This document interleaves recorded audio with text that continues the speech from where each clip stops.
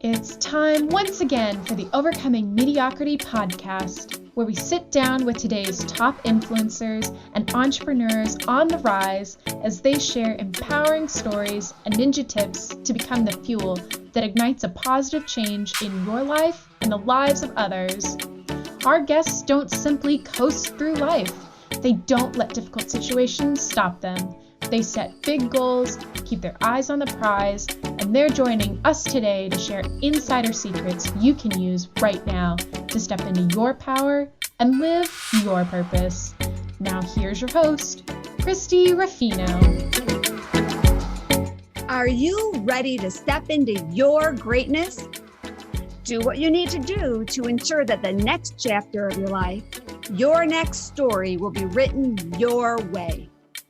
Well, hi, I'm Christy Ruffino, the host of this show and the creator of the Overcoming Mediocrity Project, where everyday women tap into the power of their stories to magnify their message and elevate their brand so they can enjoy a business and life of true significance.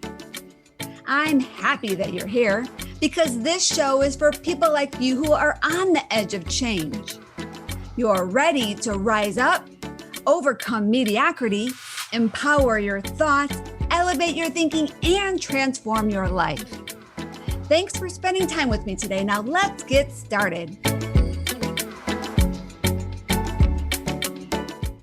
Today's episode is brought to you by the Overcoming Mediocrity Project. Are you ready to share your story in a life-changing book with other success-driven women? Then, what if you could use that book to get speaking gigs, podcast interviews, and possibly a new client or two? Wouldn't that be great? Well, watch out, chicken soup. Here comes Overcoming Mediocrity. Our proven system can transform your struggle story into a powerful signature message and then as one chapter in an Amazon best-selling book. Our process is simple and economical, and it will bring a lot of eyeballs on you, your business, and your big message to the world. We welcome you to apply to join our project. Just visit us at overcomingmediocrity.org and click on the apply button at the top of the page. We'll see you soon. Well, welcome back, and I am really excited to be able to share today's guest with you all. She is a woman that I met, oh my goodness, I don't even know, 5 or 6 years ago. And we actually met in a different state at a business convention. After getting to know each other, we realized that we didn't only live in the same state together, but we lived in neighboring towns. And her business is a little different than mine. She actually works with retail businesses, retail establishments. She's branded herself as the RETAILMaven, and that is for good cause because I know she has helped a ton of people in the retail industry really scale their businesses and just streamline their processes in so many ways. She's also become a really great friend and a sister in Christ, and we have really gotten to know each other, and she has just been a really great blessing to me in my life. So with over 30 years in retail as both an owner and a consultant, Cathy Donovan Wagner has a unique position of having worked on both sides of the counter.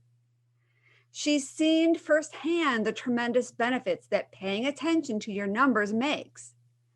That's exactly what helped her grow to 3 stores, grossing in excess of $2.5 million. But it wasn't always easy. In the hard, nearly bankrupt times, she cracked the code for successful retail. Cathy and her team now helps retailers all over the world develop action plans that will increase their sales, improve their cash flow, and create success and love in their life, which is so important because we work to live better lives.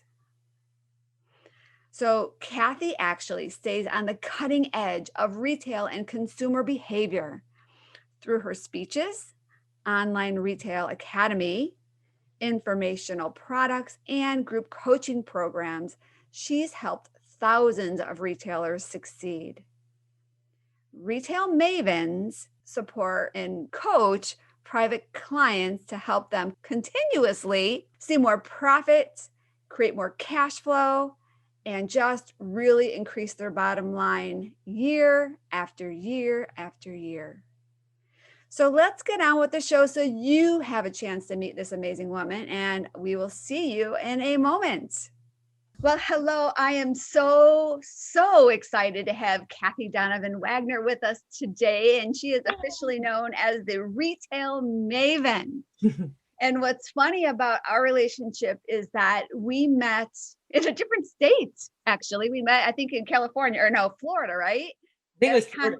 At a conference, and somehow we just started talking. I think we were in line standing, and we realized that we lived in the same state, and then we just talked a little while, and then we just kept seeing each other, and then we found out that we live so close and we have so many things in common, and we become really, really great friends. And I've learned so much from her. I've just watched her business. She is just brilliant with numbers and brilliant with business strategy.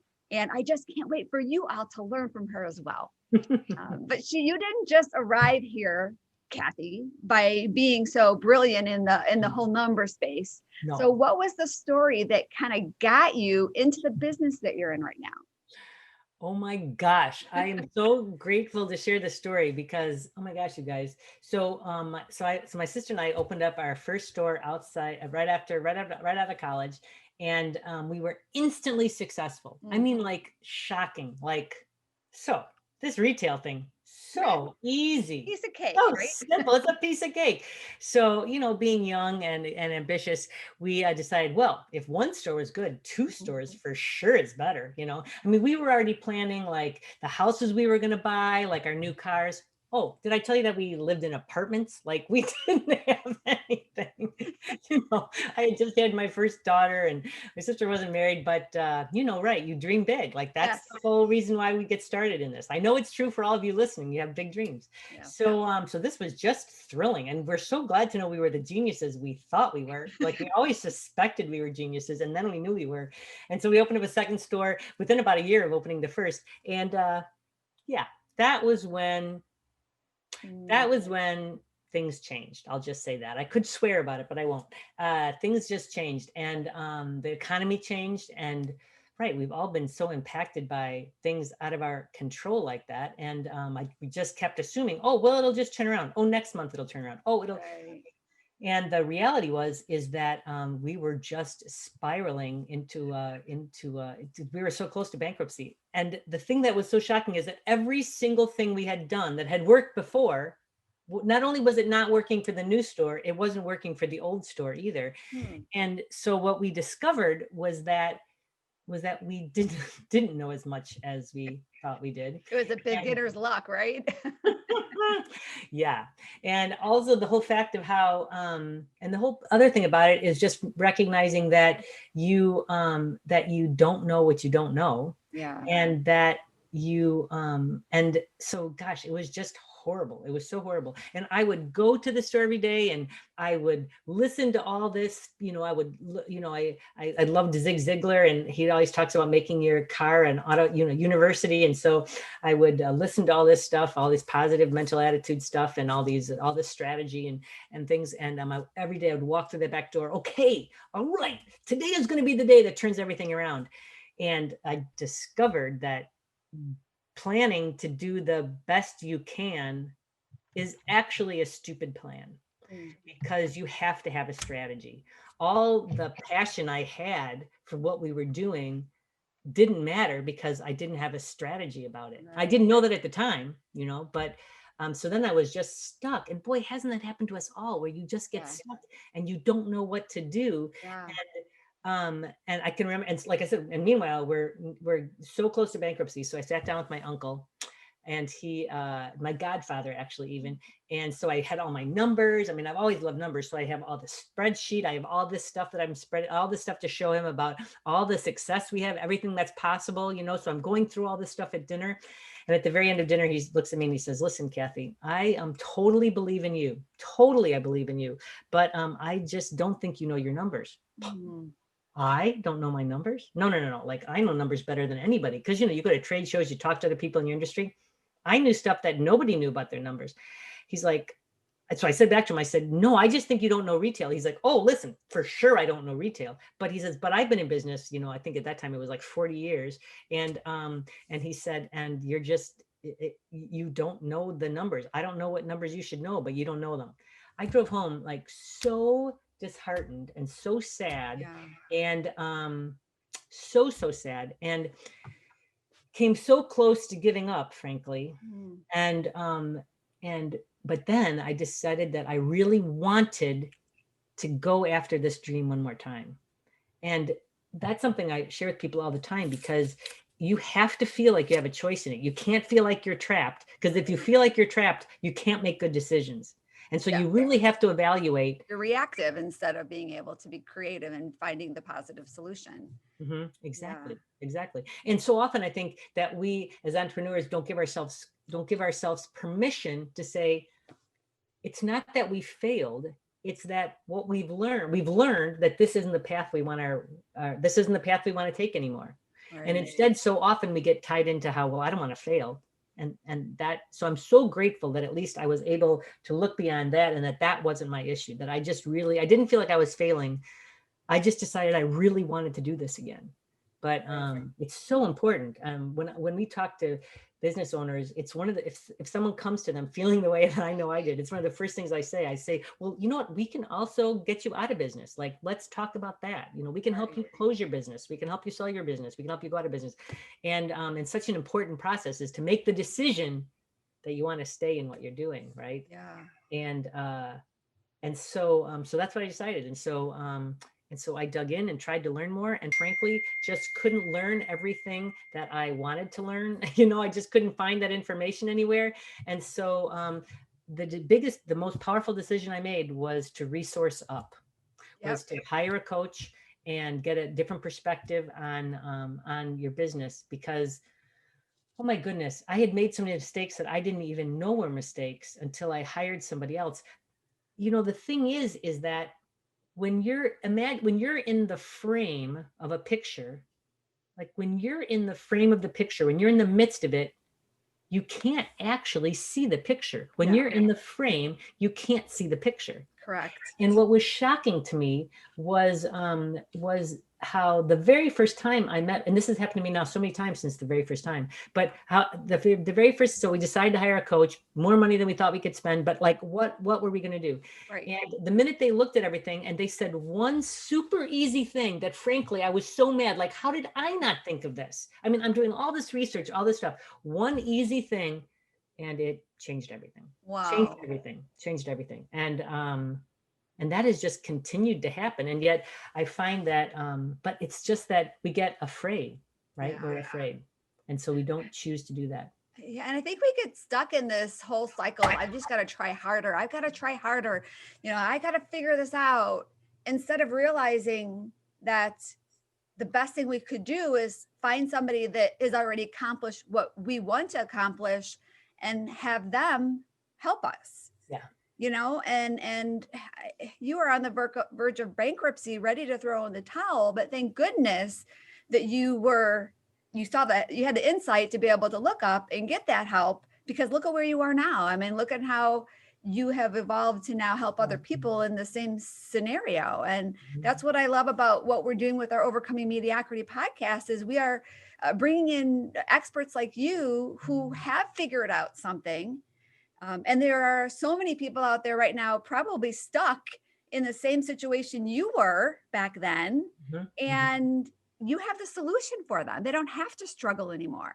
Yeah. You can provide them a path out and an easy solution to be able to figure out their numbers and apply, you know, the strategies that you've put together to be able to allow them to expand. So it's great. I really look at, when I saw the title of your podcast, I was like, oh my gosh, it like got me in my heart, because I believe that being mediocre is when you're stuck. Right.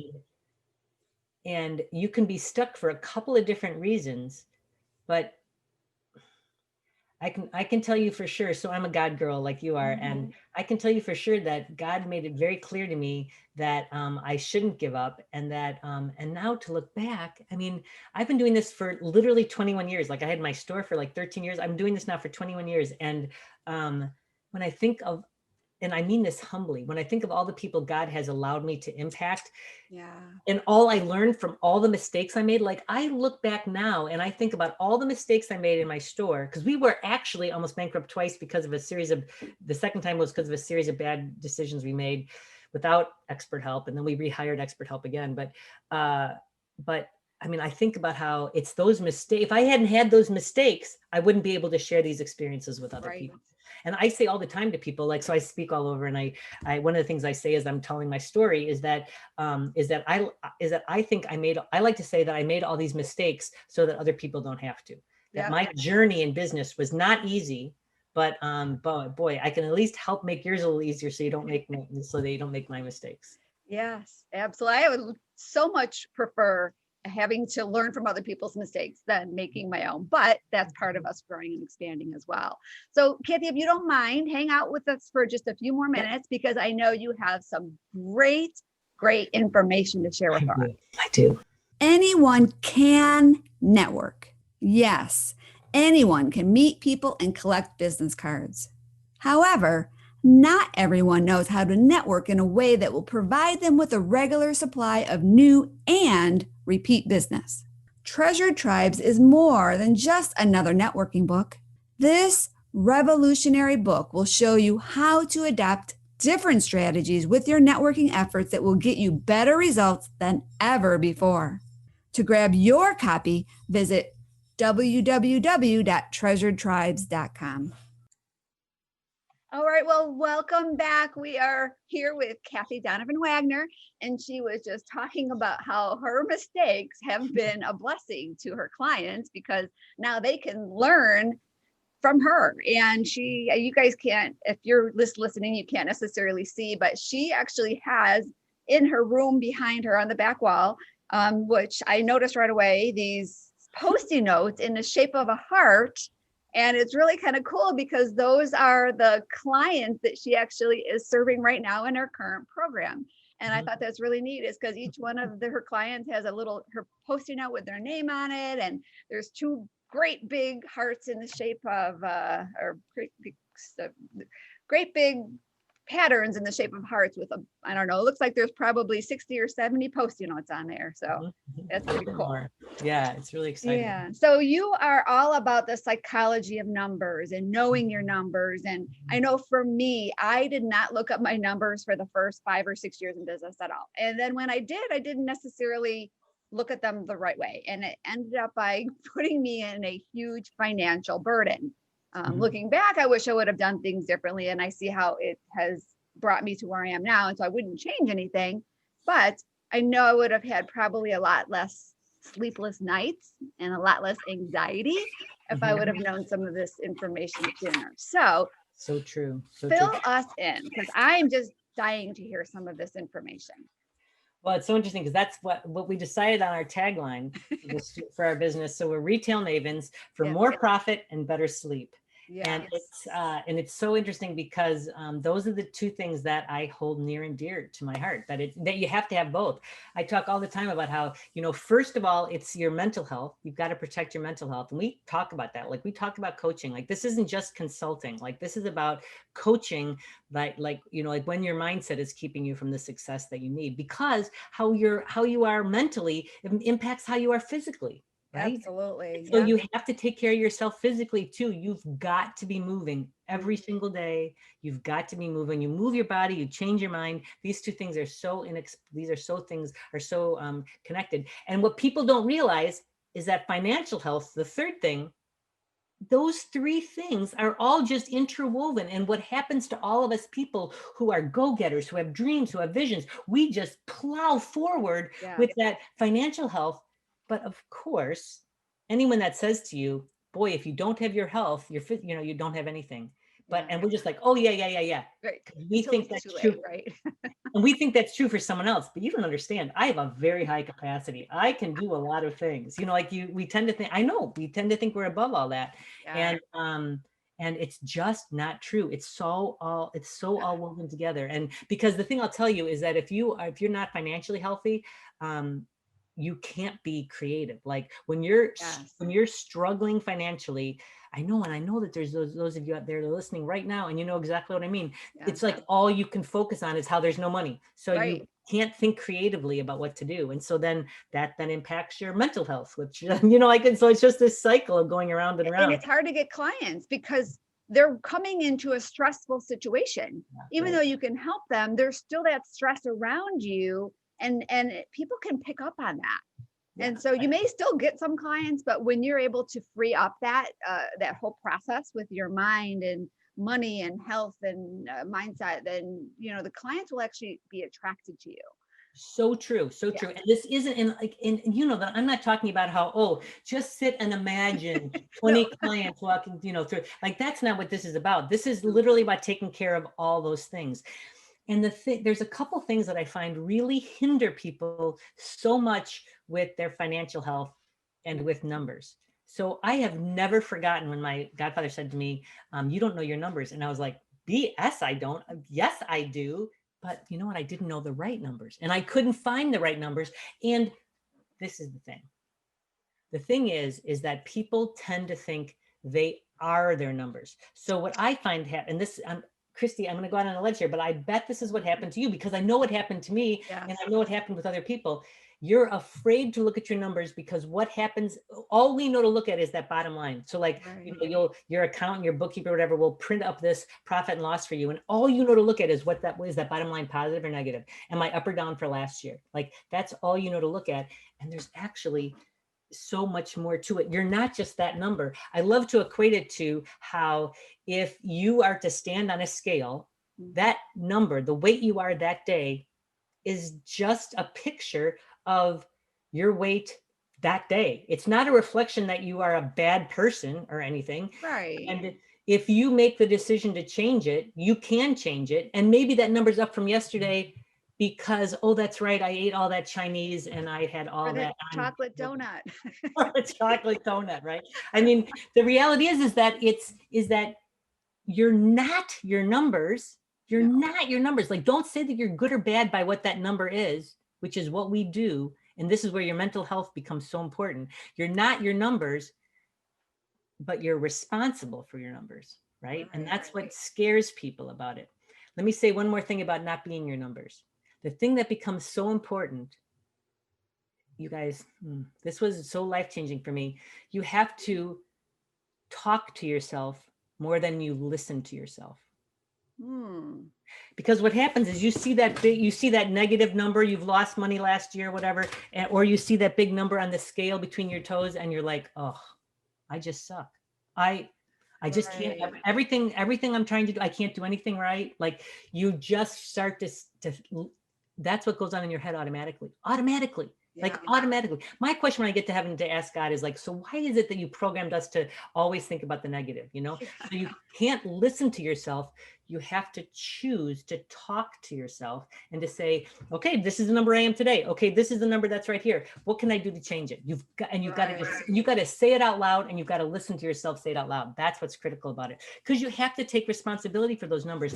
And once you start looking at them, I swear to you, it's so much easier than you think to change things. And the other big problem that I find is that, of course, we all want to change things yesterday, right? Like, we want things to be different, like, right away. Right. We want immediate results. We are on a society now that everything has to happen instantly. Right. Yeah. Right.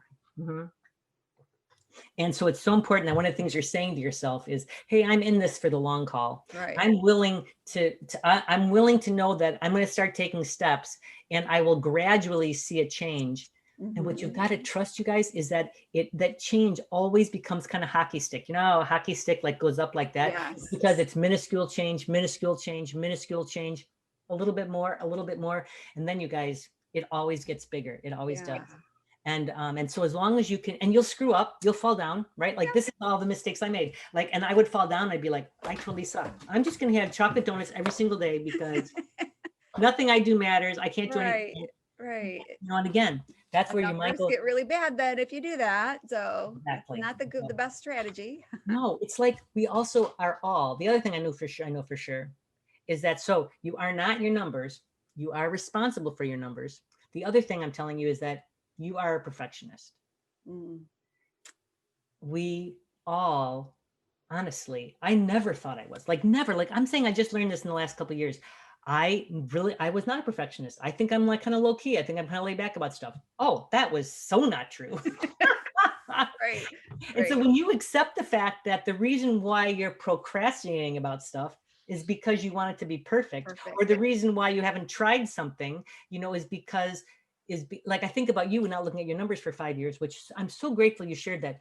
Oh my gosh, Christy, you have no idea the people who are going to be like, Christy Ruffino, she didn't look at her numbers for 5 years. What? Yeah. There's hope for me. Well, you know what? And I even had people telling me I have to look at my numbers. And, one of my, leaders was like, no, you can't do that. And I'm like, but I'm helping people. I'm like, if I help people, it's all going to work out. Well, I'm not helping myself.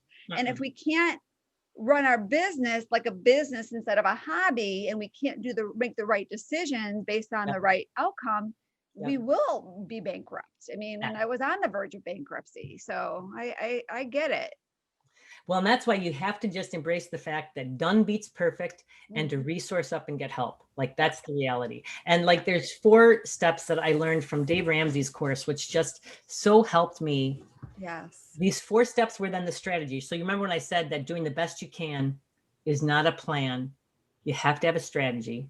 So there's this great strategy from Dave Ramsey that I want to share. And then the other thing is recognizing that done beats perfect and that you will screw up, and not to beat yourself up for it, but just to keep talking to yourself, talk yourself. I like the talking each day. You just have to keep walking. Not listening to yourself, because we can be our own worst enemies, and so much self-sabotage happens right there between our ears. So right. So much does. So I like to try and set things up so that I can literally trip over success.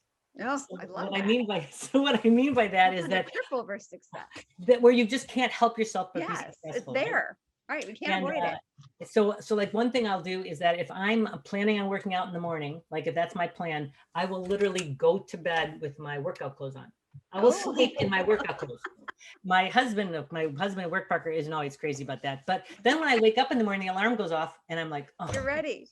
And that's great when it's winter and you don't want to get out of your warm clothes. No, because your first thought is I'm listening to myself say, I'm crazy. It's dark outside. I don't need to do this. I can do it tomorrow. Yeah. And then I'll go to turn over and I'm like, oh, wait, I have my workout clothes on. All right. Okay.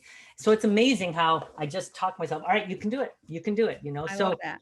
So in terms of tripping over yourself, so I then love finding things like that. So one great thing about knowing your cash flow and working on it is that is first of all, is to set things up so that they're automatic.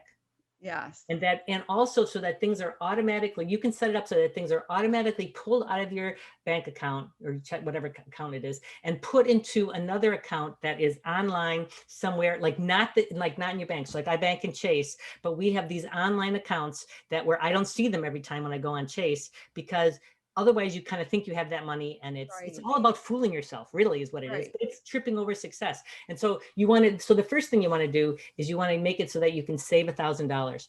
It is, I forgot to look up the statistic, but it is shocking, like crazy shocking. And full out, you guys, this is what was the first step that we had to take too. We had this big business. Anyone would have been like, oh my gosh, you guys are so successful, blah, blah, blah. We didn't have $1,000 saved.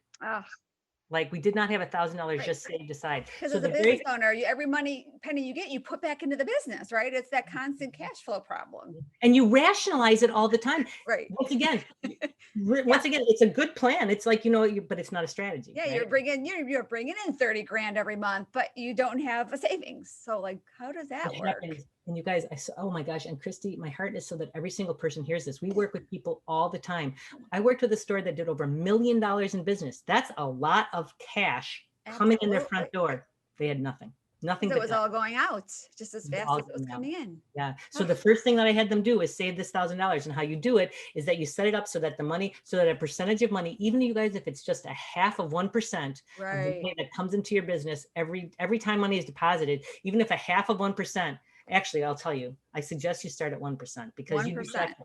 so start at 1% and have that pulled off and put into a fund. So from every deposit, 1% automatically just goes. And you don't even notice that it's gone. I like that, actually. And you can do that where it's an automated process.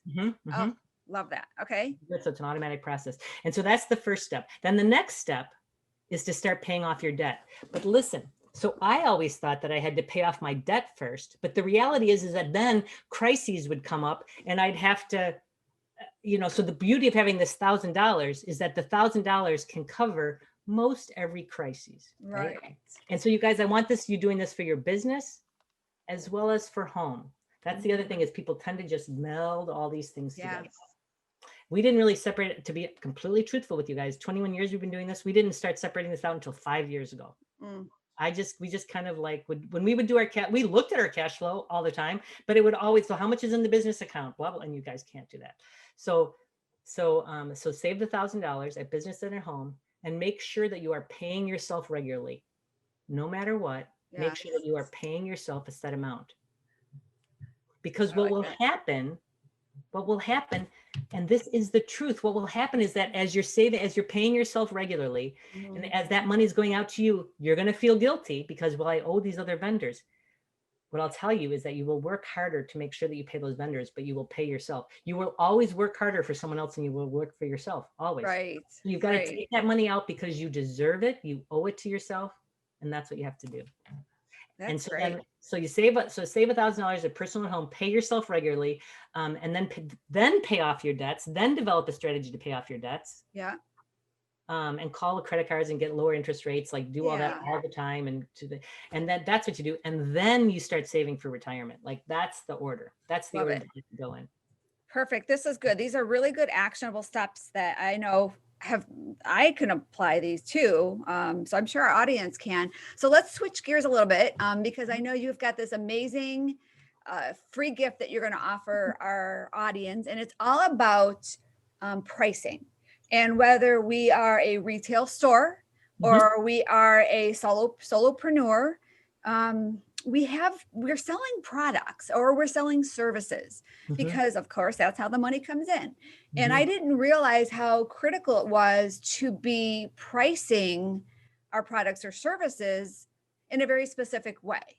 And there is psychology around it. And it's not based on, it's based on getting results. So how are we going to tackle that so we can get more sales? So I know you've got a great free gift, but tell us a little bit about what that is. Well, let me just give you an example of why this is so important and literally why you should go download it. Like you don't have to be in retail to do it. You can still extrapolate it into anything because it's crazy how our minds work. Like, for example, did you know, like one of the things I tell all of our clients is that if you're having a sale, mark the sale price in red ink. Okay. Because the truth is our brain can see the same number in black and in red. Our brains will think the red number smaller. So even if it's not, by the first glance at it, we're going to think, oh, that's the sale price. Interesting. It's like those optical illusions. Like, do you remember the optical illusion with that straight line? And then it had the lines on the end were like this, or the lines on the end were like that, and how when they were like this, it always seems longer. Same thing, exact thing. We've been conditioned. That's basically, we've been conditioned. It's just crazy how that works. And so the same thing is true about the numbers that you use when you're pricing. So like, for example, if you have the number 1 as the last number closest to the decimal point. So for example, like $21 or like, I don't know, $901, like whatever it is. When you have 1 numbers, people think it's overpriced. Their instantaneous thought is that they're like, why is it not 20? Why is it 21? Exactly. They think they're being You're ripping me off $1. It's crazy. So people won't buy. So people Wow. will not buy. Isn't that nuts? It So anyway, is. it's filled with little tidbits like that make such a big difference. It's just crazy. And we have every client that we start working with almost always ends up going through and repricing what they do based on these numbers, and it makes a big difference. So yeah, I'm so excited to share it with everybody. Oh, I'm so excited to get it myself. That's great. Good. All right. Well, Cathy, thank you so much for joining us today. I hope you come back as a future guest, because I know we just basically just got tapped into all of the brilliance that you have. But it was fun. It was fun. I'm glad that you joined us. I appreciate being asked. And I just know that when you feel that when your mental health is good, and your financial and your mental health and your physical health and your financial health is good, when all of that is good, the world is just a better place. It really is. Like, that's how you feel about it. And so that's why I'm so passionate about making sure that people get this information. So thanks so much for having me here, because I can't wait. If I could be any small part of helping somebody overcome mediocrity, and be and sleep better at night, right? Get rid of all their anxiety so they can get great night's sleep. Exactly. And so people can connect with you on your website. You don't have to spell it out, but let us know where that is. It'll be in the show notes below. Okay. So how can we get a hold of you? RETAILMavens.com. That's what we are. Perfect. RETAILMavens.com. Everywhere, right, actually. Facebook, Instagram, everywhere on the web. Perfect. So thank you so much. And Christy, thank you so much for what you're doing. You are impacting so many people by providing this information for them. You're literally changing lives. So thank you so much for doing this. Well, thank you for helping me. We're a team. We're all doing this together. Yeah. So thank you, my friends, for joining us today. Make sure you come back tomorrow or next week when we have our next episode of Overcoming Mediocrity. Bye-bye for now. Have an amazing day. Look at your numbers. Thank you for listening to the Overcoming Mediocrity podcast, where we believe that everyone can have the business and life of their dreams once they learn the art of mastering their story. Because mastering our stories is the key to everything we want in life. Our stories can either hold us back, or they can become the fuel that ignites a positive change in our life and the lives of others. We can choose. You can choose. Choose to overcome mediocrity with us. Let's achieve greatness together. To learn more, visit overcomingmediocrity.org. And don't forget to subscribe, rate, and review this podcast.